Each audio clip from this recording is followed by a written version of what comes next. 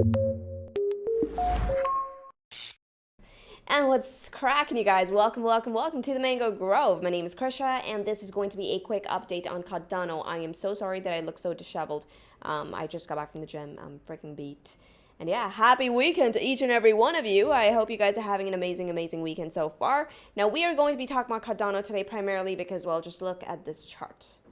It's running, okay? We are living over a critical region of resistance that I'd last brought up to your attention. So I want to be talking about that today, and because the next weekly open is going to be very important. That's essentially going to give us a tilt as to whether or not we could expect that next move to, well, to the upside. And I'm looking like at a good 30% at the very least to the upside, okay? 27-30% to the upside. So without further ado, let's start off with step number 1 of our process. And that's the thing, I'm always going to implore you guys to have a process, because you don't want to just be jumping into trades willy-nilly when you could potentially get a pullback on a trade. So question is, can we get a pullback here? Now, the first step of my process is the Mango dashboard. Get on over to the Mango dashboard. You can find this on app.mangoresearch.co. There's currently a 20% sale on the dashboard. I'm linking the coupon code on my screen as well as in the description below. It's last call.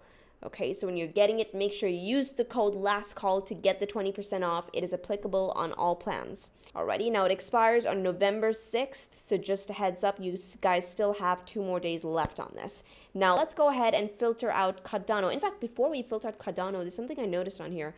If you notice the top 20, guys, the top 20 coins on here, these are just like, for the most part, random mid caps that are picking up in trading volume, because this list is filtered out based on trading volume. So there's like a bunch of random mid caps that just made their way on top. So definitely worth looking into if, well, you're looking for trade setups. And now notice Cardano is not on this list. Do you guys see Cardano here? No, it's not on the top. So with that, okay, that's some information, right? That's some information. With that, let's filter out Cardano. And well, the first really cool thing I see on this list right here, ADA BTC is currently long. We got a bullish trend on ADA BTC 12 hours ago. Alrighty, so and now last week when we were dissecting Cardano, we noticed that ADA BTC was short, telling us, and what does this really tell us? Well, between the cryptocurrencies Cardano and Bitcoin, which one is the stronger trending coin right now? Right? Last week, it was Bitcoin that had the edge. Now, this time, what this is telling me with the long trend signal is that we might see Cardano picking up steam against Bitcoin. Alrighty, but we're trading the ADA USDT pair, so let's get into that pairing. Focus, Krisha, focus.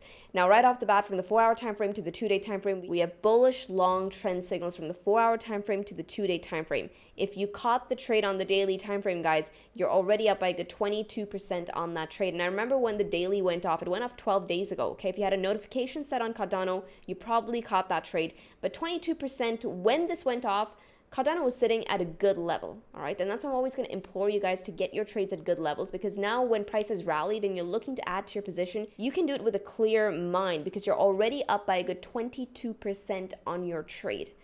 Okay, that gives you a lot of leeway to play with. It makes you a lot more stress-free when you're actually putting on your positions and you don't walk into the chart with too many biases.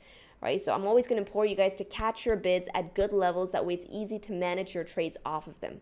But now, while Cardano has been rallying, question is, can we actually expect a pullback on this chart?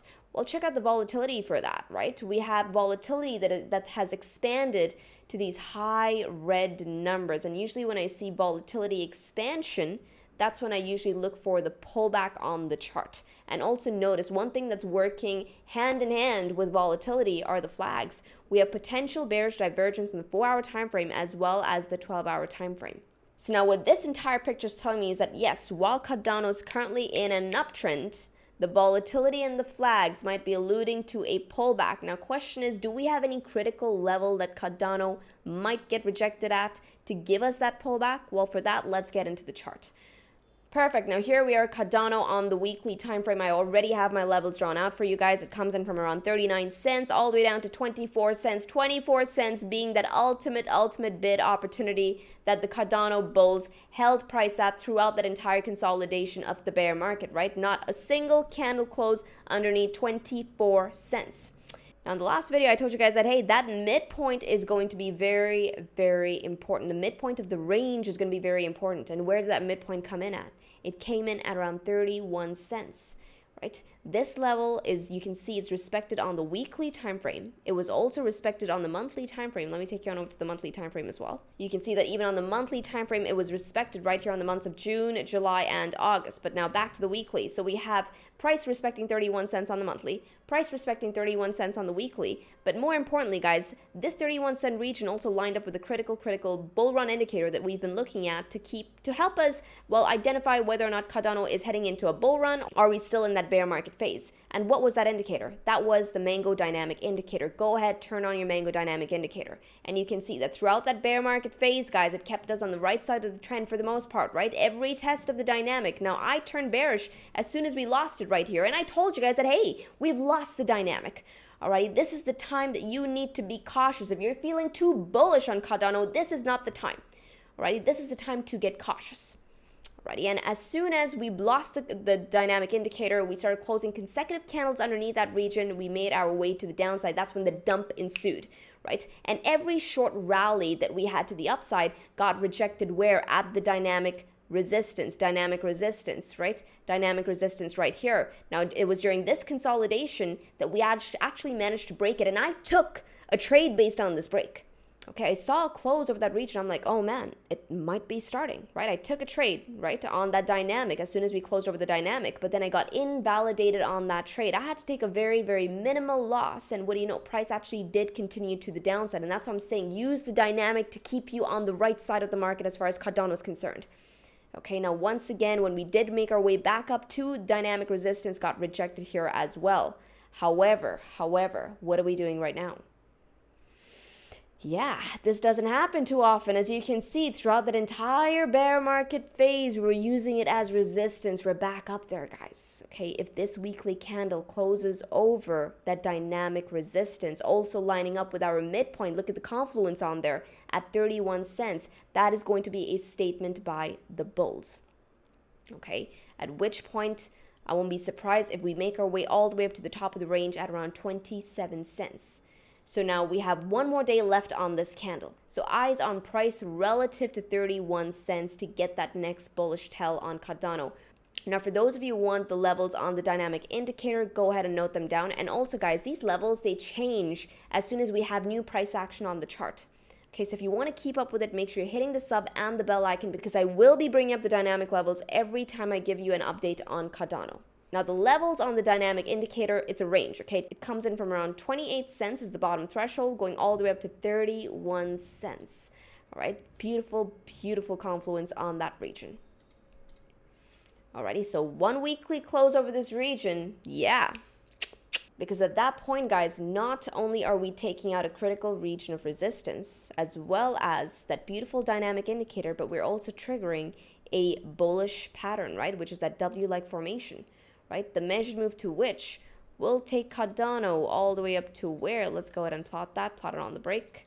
Top of the range, confluence once again, top of the range, okay?